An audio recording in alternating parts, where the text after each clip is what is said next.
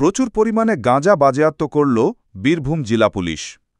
আজ সকালে বীরভূমের রামপুরহাট থানার নিউটাউন এলাকায় রানীগঞ্জ মোড় গোরঘান ১৪ নম্বর জাতীয় সড়ক থেকে বাজেয়াপ্ত করা হয় বিপুল পরিমাণে গাঁজা। পুলিশ সূত্রে জানা গিয়েছে, বাজেয়াপ্ত গাঁজার পরিমাণ প্রায় ২৯ কেজি। অবৈধভাবে গাঁজা পাচারের অভিযোগে গ্রেফতার করা হয়েছে ৩ গাঁজা পাচারকারীকে। বিশেষ সূত্রে খবর পেয়ে আজ সকালে ১৪ নম্বর জাতীয় সড়কে বীরভূমের রামপুরহাট থানার নিউটাউন এলাকায় ওত পেতেছিল রামপুরহাট থানার পুলিশ। সেই সময় শিলিগুড়ির দিক থেকে আসা একটি পিকআপ ভ্যান আটক করে পুলিশ। সেই পিকআপ ভ্যানে তল্লাশি চালিয়ে প্রায় ২৯ কেজি গাঁজা উদ্ধার হয়। সাথে সাথে পিকআপ ভ্যানটিকে বাজেয়াপ্ত করা হয়।